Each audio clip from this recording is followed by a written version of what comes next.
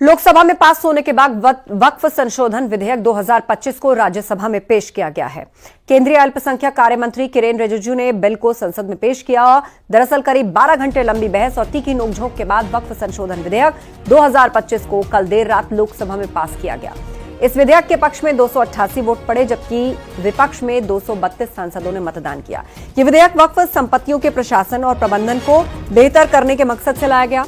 अब इसे लेकर एनडीए सरकार और विपक्षी दलों के बीच तीखी बहस देखने को मिल रही है, जब सभी की नजरें राज्यसभा पर टिकी है। हम लोग ने संरक्षण भी दिया है कि वक्फ यूजर में जो वक्फ प्रॉपर्टी ऑलरेडी रजिस्टर्ड है, जो सेटल्ड केस है, हम उसको रेट्रोस्पेक्टिव जाकर के उसको हम छेड़छाड़ नहीं करेंगे। ये प्रोस्पेक्टिव इफेक्ट होगा।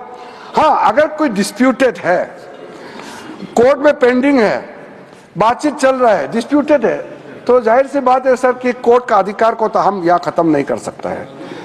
तो इसीलिए unless the property is disputed, all those land, those property, work property which are registered, which has a proper documentation, they will remain so।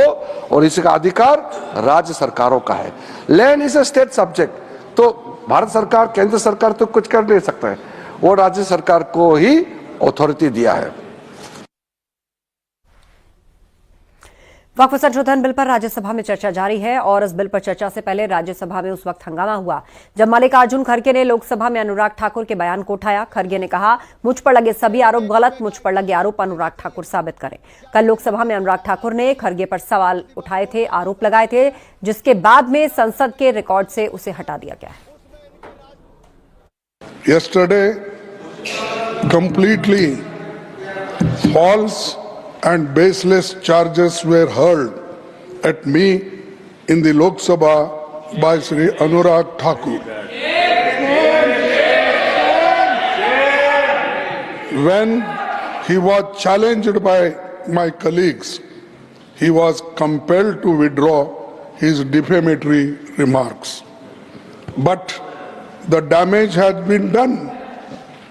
All medias have carried. Social medias are also spreading it.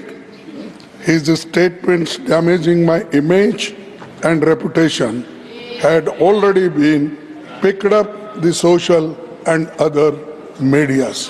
If Sri Thakur cannot prove his allegation, he has no right be in parliament. He should resign. I seek, and if it is proved, I will resign.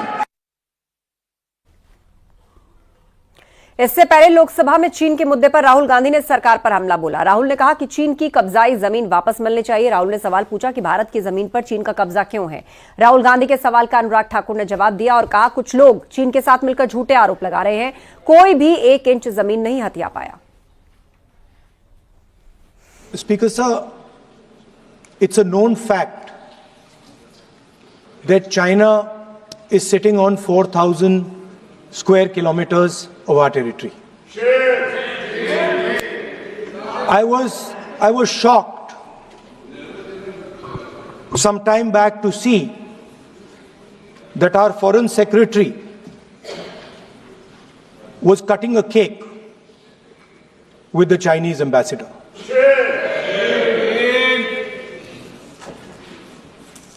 The question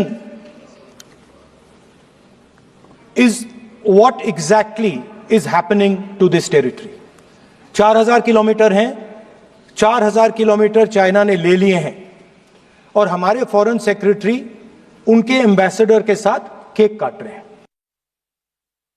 कौन सी मजबूरी थी जब excise चीन का area किसके समय वो चीन ने हथिया लिया? किसकी सरकार थी? कब हिंदू चीनी भाई भाई कहते रहे और पीठ पे छुरा घोंपने का काम किया था? किसकी सरकार थी? कौन वो नेता थे जो डोकलाम की घटना के समय चाइना के अधिकारियों के साथ चाइनीज सूप पीते रहे और सेना के जवानों के साथ जाकर खड़े नहीं हुए? वो कौन सी फाउंडेशन है जिसके चाइना के अधिकारियों से पैसा लिया गया और आज तक जवाब नहीं दिया गया? क्या राजीव गांधी फाउंडेशन ने वो पैसा लिया था तो क्यों पैसा लिया था, किस काम के लिए पैसा लिया था। आज मोदी जी की सरकार में हम ये कह सकते हैं, डोकलाम की घटना के समय भी मुंह तोड़ जवाब दिया तो भारत की सेना के जवानों ने चीन के सैनिकों को दिया है। प्रधानमंत्री जी स्वयं सीमा पर भी गए, सेना का मनोबल बढ़ाया। रक्षा मंत्री जी गए, 1 इंच जमीन भी भारत की कोई नहीं हथिया पाया तो भारत की सेना ने वो करके दिखाया, तो मोदी सरकार में करके दिखाया है। कुछ लोग चीन के साथ मिलकर झूठे आरोप लगाते हैं और अपनी राजनीतिक रोटियां सेकते हैं। ये केवल राजनीति करते हैं, इनको कुछ नहीं मिलने वाला, इनको